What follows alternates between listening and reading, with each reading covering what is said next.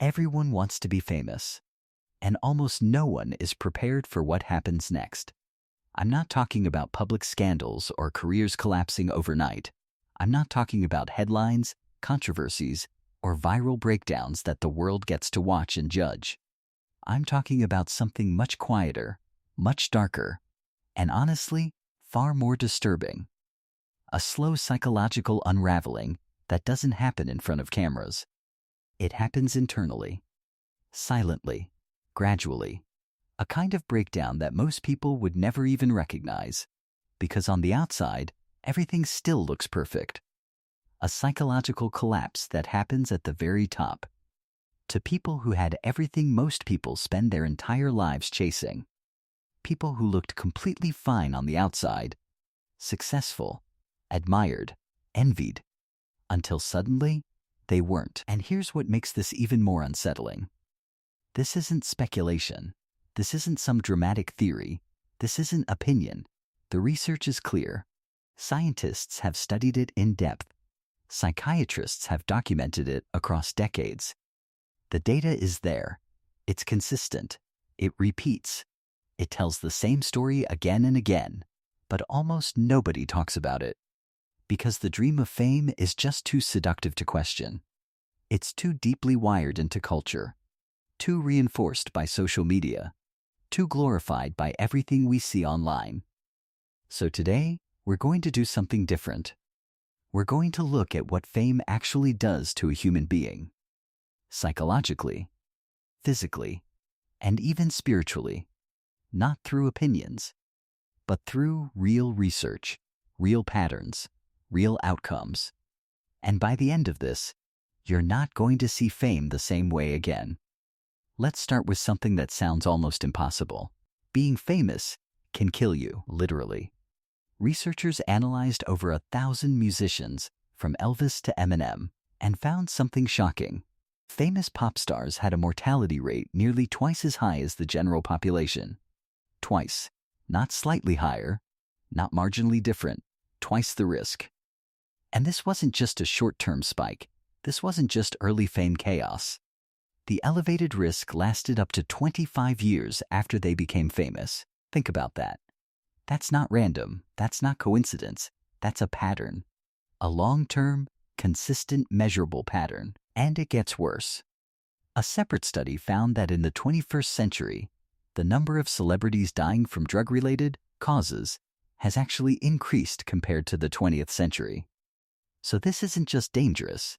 It's becoming more dangerous, more intense, more accelerated. But here's the catch. This isn't really about drugs, or bad decisions, or weak discipline. That's just the surface. That's what we see. The real question is, what is fame doing to a person's mind? That leads them there. What changes internally? That pushes someone towards self-destruction, even when they have everything? This is where things start to get uncomfortable. Dr. Donna Rockwell, a clinical psychologist, spent years interviewing famous individuals about their inner experiences, not their public life, their internal reality. What she found wasn't glamorous. It wasn't inspiring. It was a crisis. She described it as character splitting, where a person slowly divides into two separate identities. There's the public version, the celebrity self, the image, the brand, the version that everyone sees, and then there's the real person, the authentic self, the one that slowly starts fading, shrinking, disappearing. And the way famous people described this experience, it's haunting, like an animal in a cage, a Barbie doll, a public facade. One person said it felt like living in a locked room. Another said it felt like being watched all the time, even when no one was there, even in private, even in silence. Just think about that for a second. The thing millions of people are chasing, attention, recognition, admiration, ends up making people feel more unseen than ever, more disconnected, more detached from themselves. And this is where it gets even more interesting. Because the transition into fame isn't gradual. It doesn't ease you in. It doesn't give you time to adapt. Research shows it hits more like an overnight impact. One moment you're a person, the next you're a product, a brand, a symbol, an identity that no longer fully belongs to you.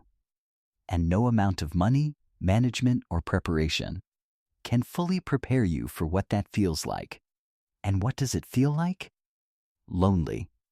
Not just physically alone, but emotionally isolated. Consistently, the psychology of fame produces the same pattern: isolation, a constant sense of not being safe, mistrust of almost everyone, and the loss of privacy, even inside your own home, even inside your own mind. Your relationship with space itself changes. You start scanning environments differently. You become hyper-aware. It's like fame expands you and shrinks you at the same time. You become larger than life, and somehow less human. But here's the real trap.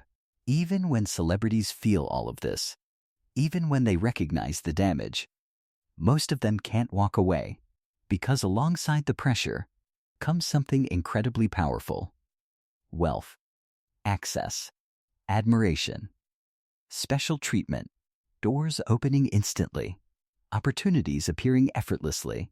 It creates a feeling of being part of something exclusive, something elevated, something above normal life. And that feeling? It's addictive.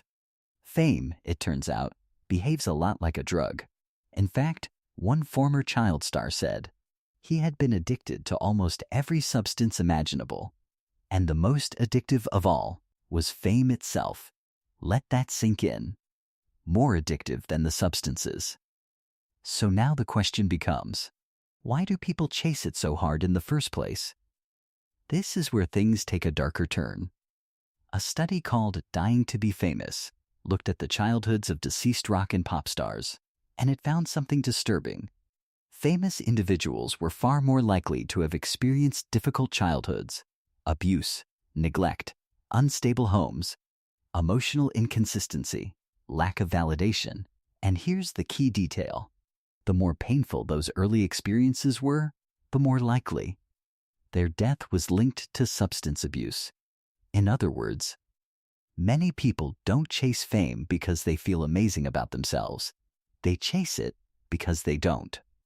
Fame becomes a solution to a pain they don't know how to fix, a shortcut to feeling enough. And this isn't just theory.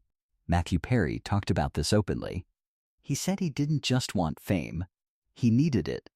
He believed it would fix everything, that it would finally make him feel okay. He became one of the most recognizable faces in the world. He struggled with addiction for decades, and he died at 54. Whitney Houston, Philip Seymour Hoffman, different stories, same pattern. And this is where it flips. Because the people who actually survive fame, who manage to stay grounded, they all have one thing in common. They attach themselves to something bigger than themselves. Rockwell's research highlights this clearly. The celebrities who handle fame best are the ones who redirect their focus away from validation and toward meaning, purpose, contribution, impact.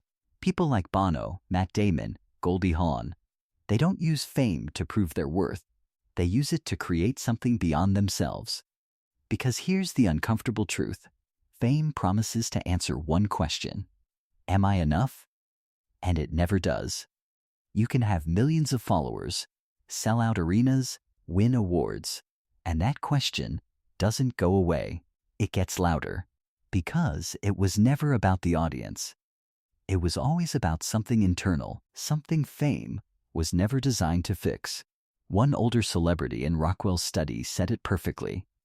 Fame is just so much the will-o'-the-wisp, and you can't build a house on that. And that really sums it up. So here's the reality the research paints. Fame hits fast, like a shock to the system.